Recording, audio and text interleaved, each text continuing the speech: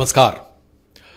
आज जो मुद्दा मैं लेकर आपके सामने आया हूं, इसके बाद हम में से किसी को कोई शक शुबा नहीं होना चाहिए कि पाकिस्तान ने हिंदुस्तान में आतंक का कैसा कारोबार फैला रखा है। जरा सोचिए, इससे बड़ा सेल्फ गोल पाकिस्तान क्या कर सकता है, जो बीते 40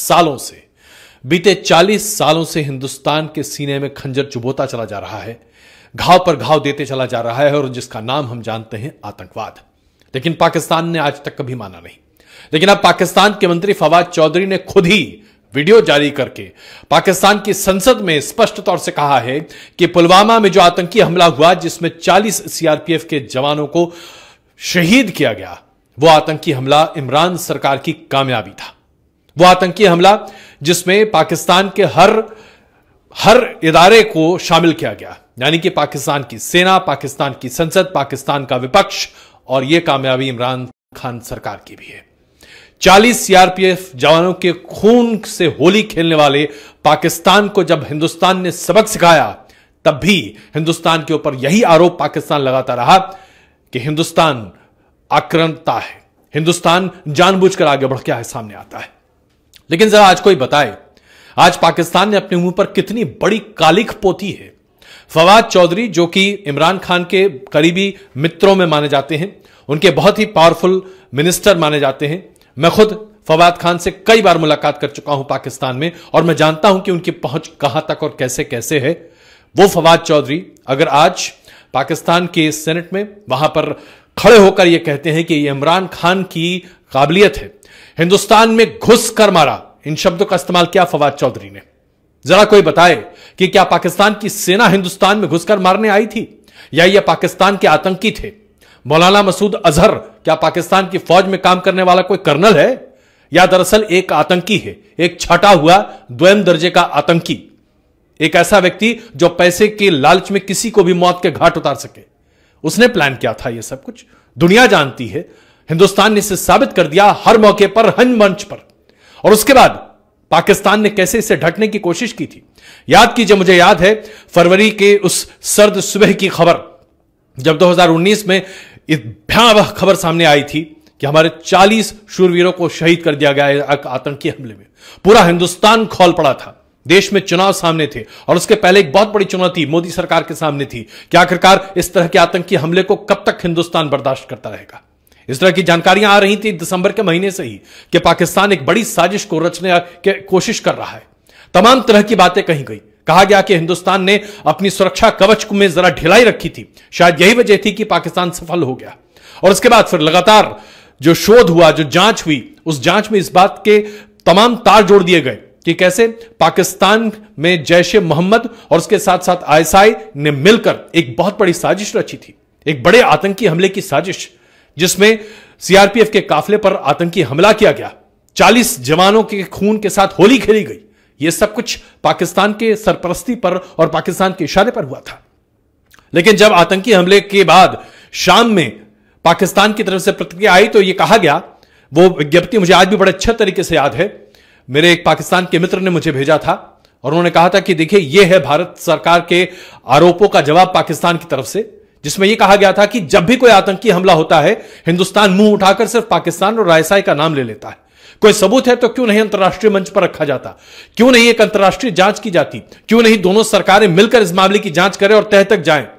भारत सरकार ने साझा जांच की बात को सिरे से खारिज करने के साथ ही अपनी पूरी जांच की प्रक्रिया सामने रखी, सबूत सामने रखे, और उसके साथ साथ पूरी दुनिया मान गई, लेकिन पाकिस्तान नहीं मान रहा था।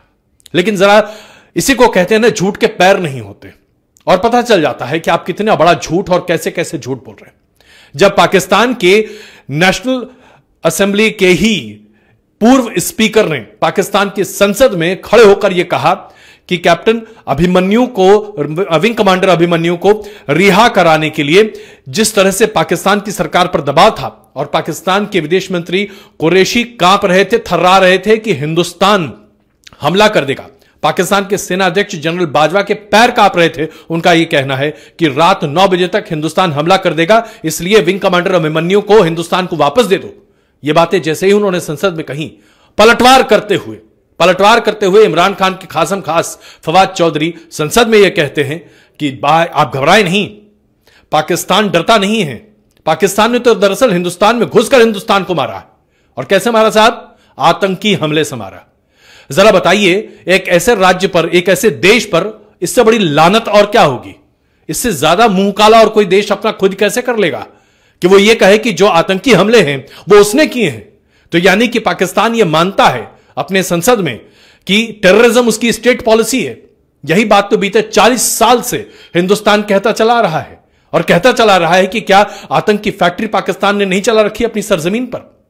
एक मसौदा हुआ था 2004 में, जनवरी 2004 में। मैं उस वक्त मौजूद था इस्लामाबाद और लाहौर में, जब पूर्व प्रधानमंत्री वाजपेयी ने उस वक्त के राष्ट्रपति जनरल परवेज मुशर्रफ के साथ एक करार किया था कि पाकिस्तान अपनी सरजमीन का इस्तेमाल किसी आतंकी गतिविधि के लिए नहीं होने देगा। सभी आतंकी कैंपों को निस्नाबूद किया जाएगा, बंद किया जाएगा, और कश्मीर में किसी तरह की कोई भी आतंकी गतिविधि नहीं होगी। 2004 से लेकर आज 2020 तक बीते 16 साल में पाकिस्तान ने कभी भी इस करार का कोई भी एक शब्द, एक अक्षर भी नहीं माना। एक के बाद एक आतंकी हमले होते रहे, और जब 2019 में पानी गर्दन के ऊपर चला गया तो मोदी सरकार ने वो कर दिखाया जिसके बाद पाकिस्तान के होश उड़ गए। बालाकोट पर जो हमने हमला किया वायुसेना के जरिए, जिस तरह से हमारे वायु सैनिक वहां पर घुसे और उन्होंने लताड़ा पूरे तरीके से पाकिस्तान को, जर्रा जर्रा उखाड़ कर रख दिया जैश ए मोहम्मद के आतंकी कैंप को, तो पाकिस्तान की वायु सेना अध्यक्ष और पाकिस्तान के सेना अध्यक्ष ने कहा कि हिंदुस्तान के विमान पाकिस्तान पहुंचे थे, एक पहाड़ी पर उन्होंने बम गिराया और डर के मारे भाग गए। अगर ऐसा ही डर था तो फिर F-16 लेकर क्यों आए थे पाकिस्तान के वायुसेना के तमाम लड़ाके हिंदुस्तान में घुसने की कोशिश कर रहे थे? और कैसे एक MiG-21 विमान से विंग कमांडर अभिमन्यु ने एक F-16 विमान के फरकच्चे उड़ा दिए थे? यह होता है हिंदुस्तान के जवानों की दिलेरी का एक नमूना। और विंग कमांडर अभिमन्यु को हिंदुस्तान वापस लेकर आया। उस वक्त की सरकार, प्रधानमंत्री नरेंद्र मोदी की सरकार ने यह कर दिखा दिया। इसके बाद भी पाकिस्तान स्टेट ऑफ डिनायल में रहा पूरे तरीके से। लेकिन साल भर भी नहीं लगा इस पाकिस्तान को यह कबूलने में कि पुलवामा का आतंकी हमला किसी और ने नहीं बल्कि इमरान खान की सरकार ने कराया था। ठीक वैसे ही जैसे 1999 में जब करगिल युद्ध हुआ था, हम में से किसी को इस बात की जानकारी तक नहीं थी कि आखिरकार कश्मीर की पहाड़ियों पर क्या हो रहा है।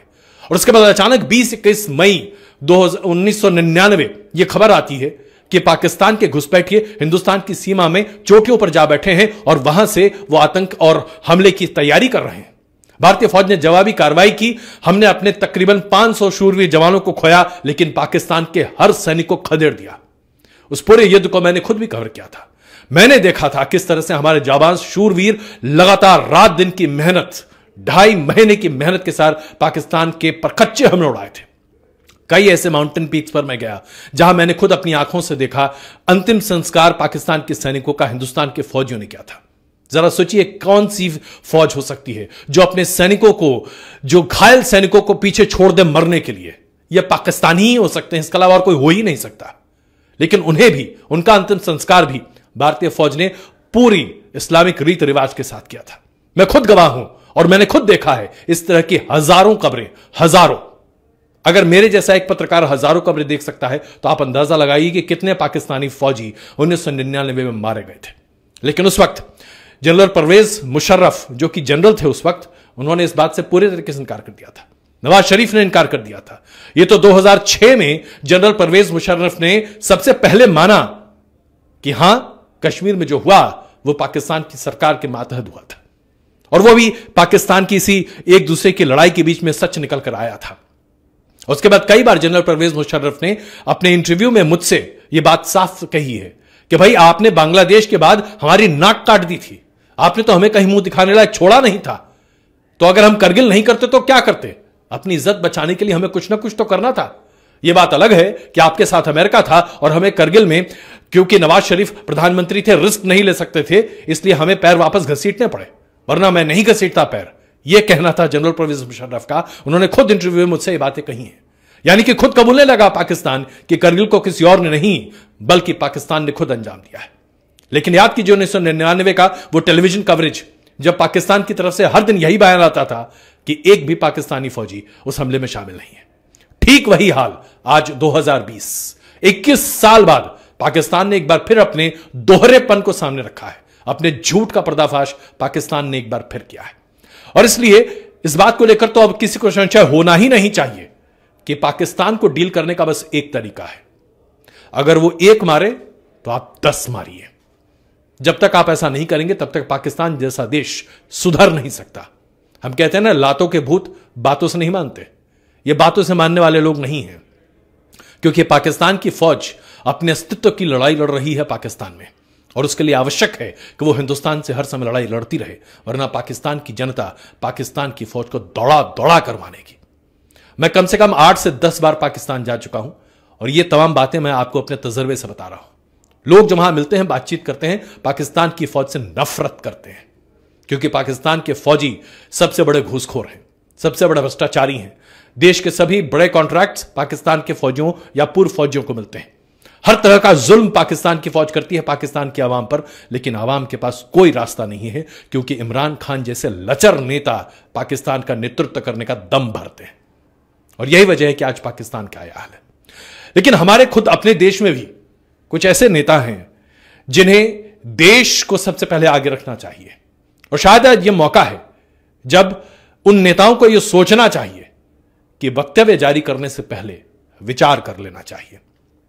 ये ऐसे लोग हैं जिन्होंने खुद सत्ता संभाली है, जिन्होंने खुद सत्ता चलाई है। यूपीए सरकार 2004 से 2014 तक चली थी।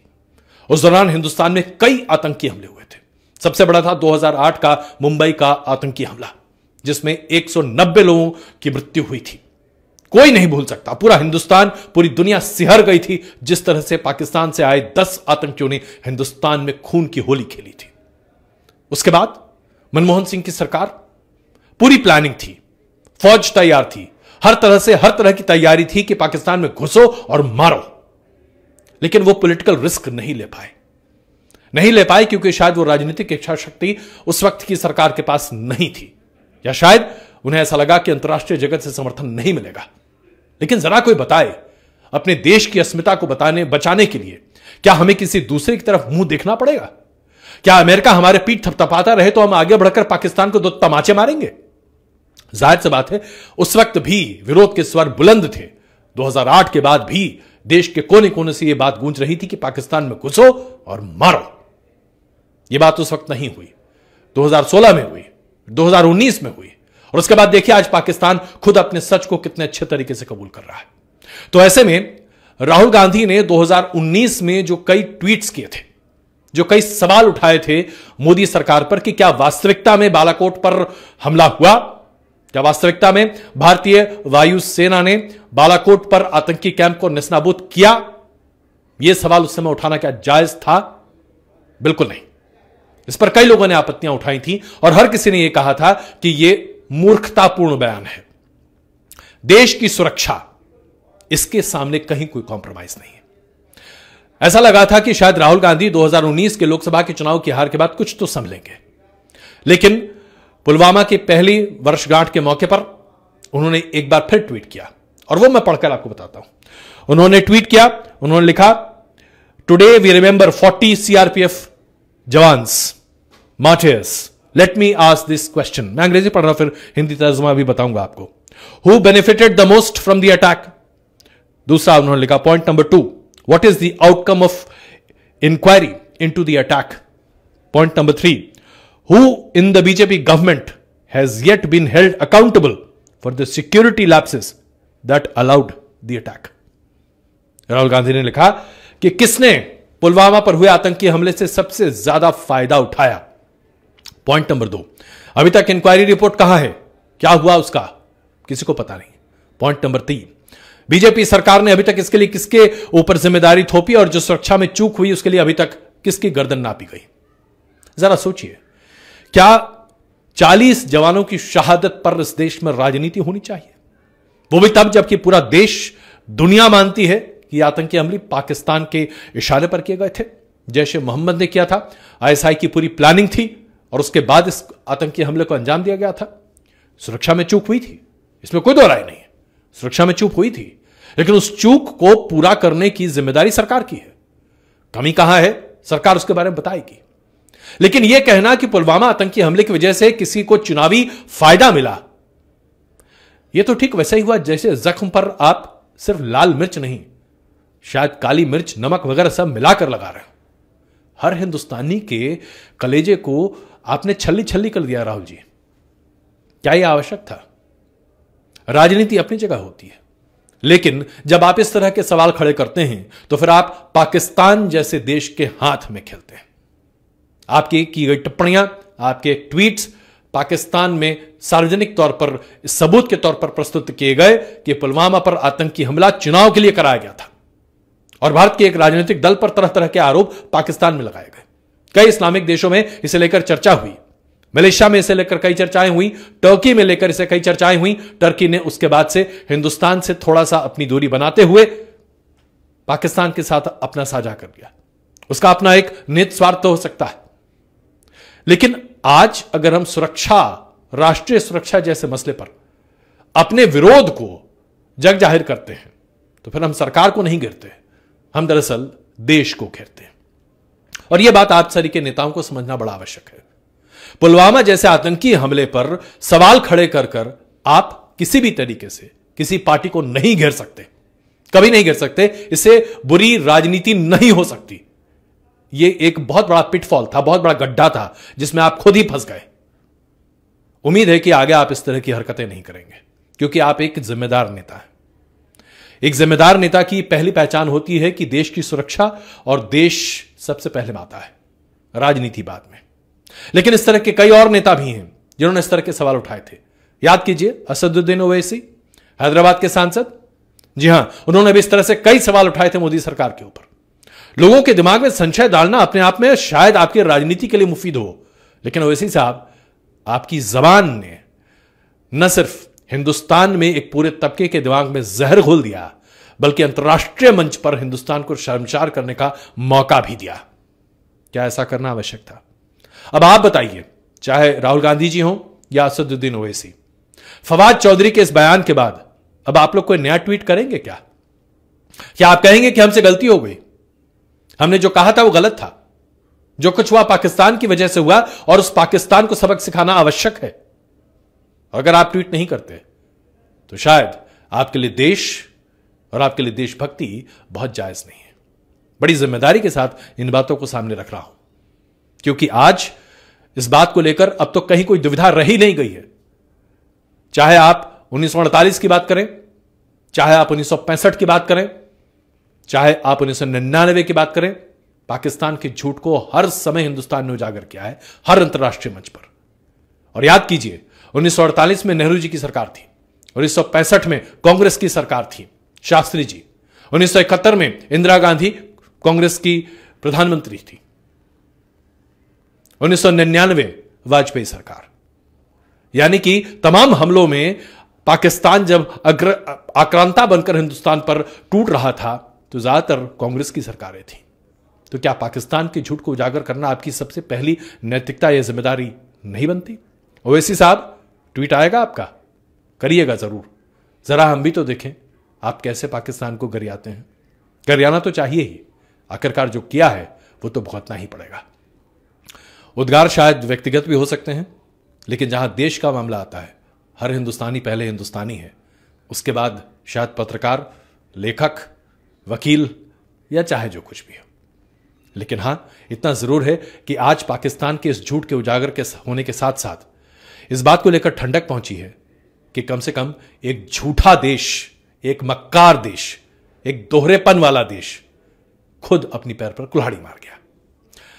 बहुत धन्यवाद इस चर्चा में मेरे साथ शामिल होने के लिए। आइए जरा कुछ मेरे आप तमाम लोग जो मेरे साथ जुड़े हैं उनकी बातों को भी सामने रख लेते हैं।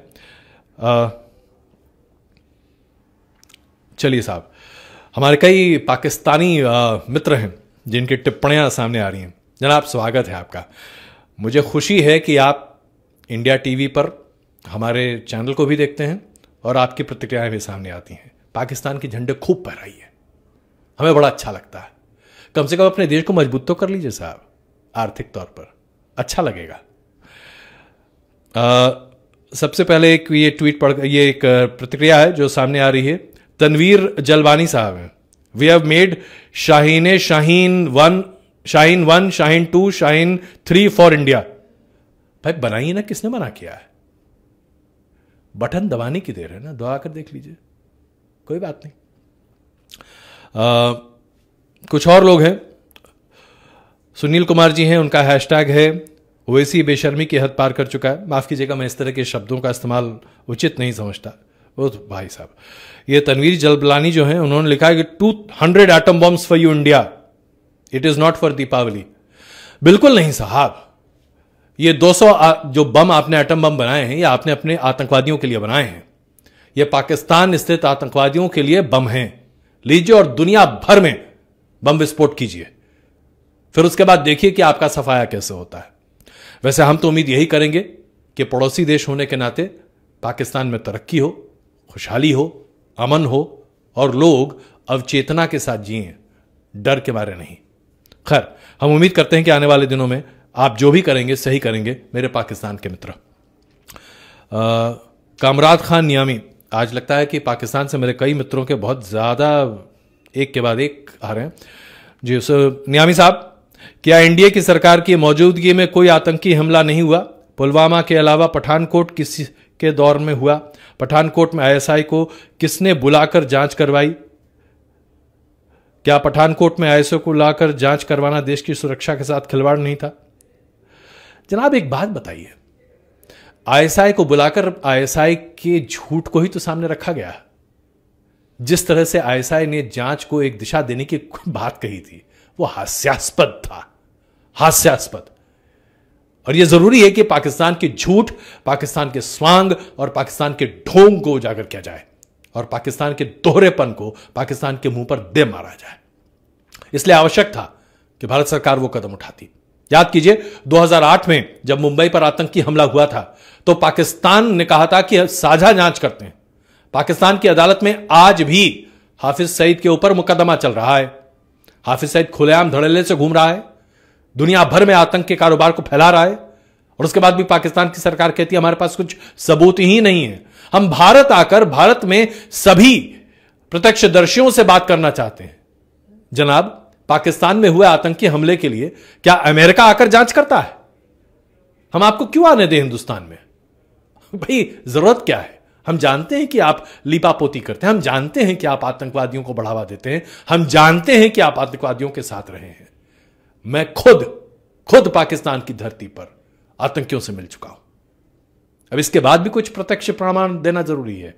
जाहिर सी बात है, पाकिस्तान में ऐसे बहुत सारे तबके हैं जो अपने अपने तरीके से चीजों को सामने लेकर रखते हैं। आप हिंदुस्तान से नफरत करना चाहते हैं, कर लीजिए, लेकिन पहले अपने देश की तरफ देखिए। हर देश की जिम्मेदारी है कि वो खुद तरक्की करे। मैं उम्मीद करता हूं कि पाकिस्तान के मित्र तरक्की के रास्ते पर आगे बढ़ेंगे। कई सारे ऐसे इस तरह के तमाम आज ऐसा लगता है कि पाकिस्तान में बड़े लोग सक्रिय हैं और बहुत सारे झंडे इस तरह के लगातार फैलाए जा रहे हैं। खैर, इस पर और चर्चा की जाए बेमानी है, लेकिन मैं इतना ही कहना चाहता हूं पाकिस्तान के तमाम दर्शकों से जो आज मेरी इस बातचीत को देख रहे हैं, जब मैं पाकिस्तान गया कुछ एक चीजें मुझे बहुत साफ दिखाई थी। एक तरह से जब पहली बार पाकिस्तान गया था तो मुझे इस बात का एहसास हुआ कि पाकिस्तान में ही तक्षशिला है, एक ऐसी जगह जहां पर सिर्फ शिक्षा, उन्नति, तरक्की की बात होती थी। जहां एक जमाने में चाणक्य पढ़कर आए थे और उन्होंने चाणक्य नीति, अर्थशास्त्र पूरी दुनिया को दिया था। आज उस पाकिस्तान का क्या हाल है? चारों तरफ गरीबी और गुर्बत है, चाहे कहीं भी आप चले जाइए। आप इस्लामाबाद से बाहर तो निकलिए जनाब, झुग्गी झोपड़ियों की जो कतार दिखाई देती है, उसके बाद लगता है कि आखिरकार क्या पाकिस्तान इतने में सिमट गया है? लाहौर कितना खूबसूरत शहर हुआ करता था। मैं अभी पिछले साल लाहौर गया था इमरान खान साहब के न्योते पर, और अब के लाहौर को देखकर अपने ऊपर अफसोस हुआ। क्या जमाना था जब लाहौर में खूबसूरती हुआ करती थी, लाहौर में चर्चा हुआ करती थी, लाहौर में कवालियां हुआ करती थी, लाहौर में शेर व शायरी गूंजा करती थी। आज लाहौर में क्या है? तमाम अन्य जगहों की बात कर सकता हूं, कराची की बात बताइए ना, पेशावर की बात बताइए ना। पाकिस्तान अगर आज अपने आप को सुधार ले, पाकिस्तान अगर आज अपने आप को आतंक के चंगुल से बाहर निकाल ले, तो एक खूबसूरत देश है, आगे बढ़ सकता है। हिंदुस्तान नहीं चाहता पाकिस्तान पर हमला करना, हिंदुस्तान को कोई लेना देना नहीं है। भाई आप पाकिस्तान है, इंडिपेंडेंट देश है, रहिए, मस्त रहिए, आप अपने में मस्त रहिए, हम अपने में मस्त हैं। लेकिन ये क्या जरूरी है कि आपको सब कुछ चाहिए? और अगर सब कुछ चाहिए तो उसके लिए काबिलियत हासिल कीजिए ना। पीठ में छुरा घोंप कर हिंदुस्तान के क्या हासिल कर लेंगे आप? जबरन तो आज तक कभी कोई किसी को कुछ मिल नहीं पाया। कोशिश कर लीजिए, लेकिन उम्मीद यही है कि पाकिस्तान तरक्की के रास्ते पे आगे बढ़े, आतंक के रास्ते पर नहीं। बहुत धन्यवाद आप सबका मेरे साथ जुड़ने के लिए। एक बार फिर मिलेंगे, कुछ और चर्चाएं करेंगे, बहुत सारे विषय। नमस्कार।